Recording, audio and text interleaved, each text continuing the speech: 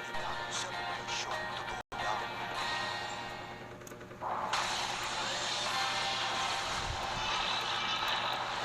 Sa pinaigting na kampanya kontra mga kaskasero sa Commonwealth Avenue, maging sasakyan ng mga politiko at iba pang personalidad. Hindi sinanto. SUV na minamaneho ng driver ng aktor na si Richard Gutierrez. Pinara rin. Annabel Rama, pinagalitan ng driver ng anak. Batang naglalaro sa Commonwealth Avenue. Nasagasaan ng pick-up. Patay! Mga pasaway sa tinaguriang Killer Highway. Pistulang nakikipagpatintero kay kamatayan. Driver ng taxing sinakyan ng namatay na journalist at profesor na si Jit Simbulan. Kinumpirmang 2 busang naka-aksidente sa kanila. Masangkot na bus. Nagkakarera raw. Pagsapak sa mano ng traffic enforcer sa isang taxi driver. Huling-huli sa video. Pulis na naghalay umano sa loob ng presinto. Nakaharap ang umano'y biktima. Suspect tinanggang patayin si Mayor Lim. Sa akusakong NFA rice na inangkat noon pang 1 taon. Binubukbok na sa bodega. Bahagi ng kisame sa NAIA Terminal 1. Bumigay. 2. Sugatan. Congressman Manny Pacquiao sumalang sa debate ng Kamara kaugnay sa Reproductive Health Bill. Pangulong Aquino nag-imutok sa pagdudok ng madla sa kanyang love life. Manny Pacquiao sinagot na ang imbitasyon sa kanya ng half-Pinoy cast ng Glee. At right to be na si Pia Guanyo sumabak sa challenging workout na Bar 3.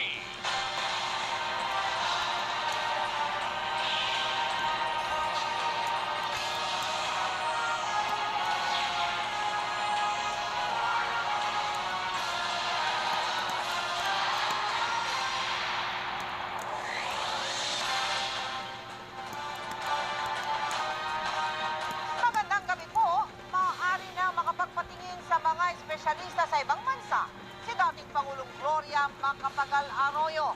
Yan ay matapos paboran ng Korte Suprema ang petisyon ng mag-asawang Arroyo na mapawalang visa ang paglagay sa kanilang dalawa sa watchlist order ng Department of Justice. Ipinasura rin ng Korte Suprema ang petisyon ng Solicitor General na magsagawa muna ng tinatawag na oral arguments bago magdesisyon sa petisyon ng mga Arroyo.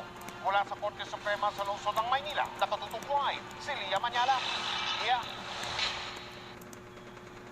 Mel, Mike, hawak ko nga ngayon ang kopya ng TRO na inilabas ng Korte Suprema. Inilabas ito kani-kanina lamang bago mag-alas 6:30. Mismong korte na nga ang nagsabi na hindi pwedeng pigilan ang mag-asawang Arroyo na makapag-abroad.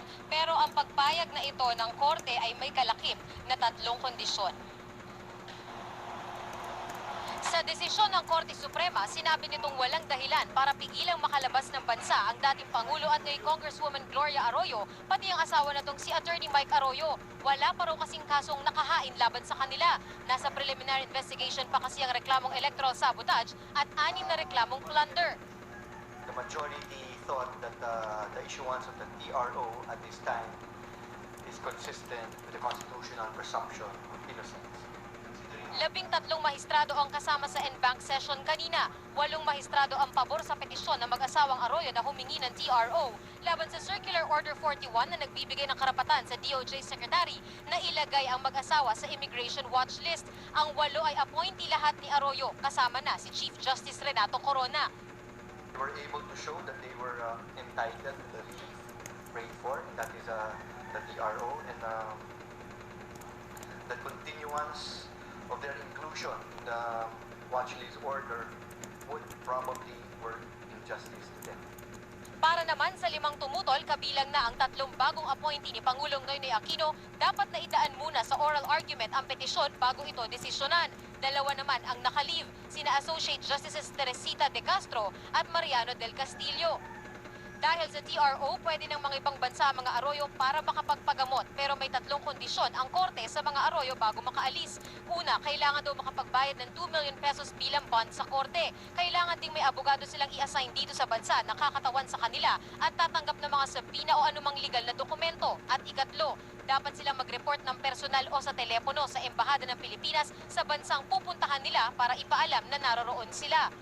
Since there is no case yet, then because of the government's allegation that they are going to leave or flee, then we just have to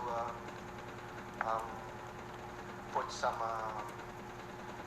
measures just to let us know, the court, just to let the court know that really they are in the place they are saying they are.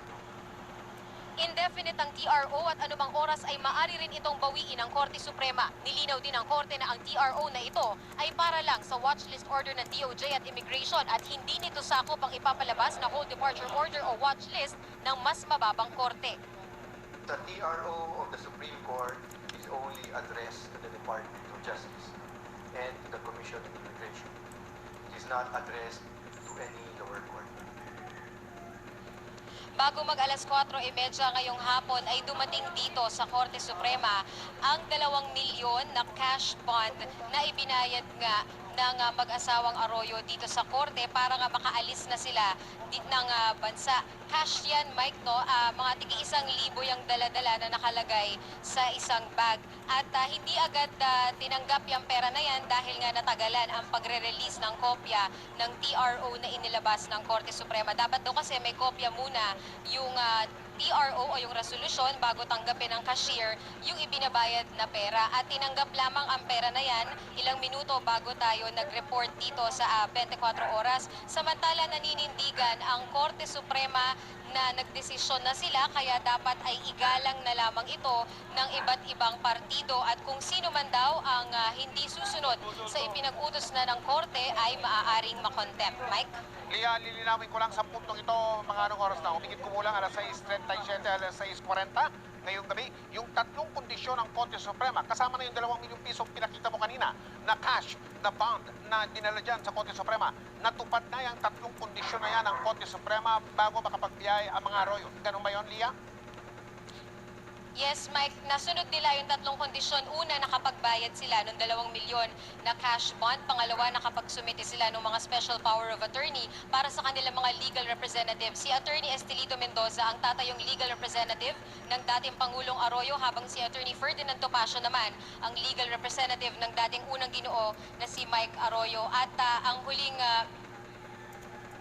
kondisyon nga ay susundin naman nila kapag sila na ay nakaalis, Mike. So kailangan nilang mag-report oras na dumating sila dun sa bansa na pupuntahan nila at ipaalam na nandun na sila sa bansang kanilang pinuntahan. Mike? Maraming salamat, Lia Manyala. Samantala, pinagpasalamat naman ni dating unang Ginoo Atty. Mike Arroyo ang naging desisyon na yan ng Korte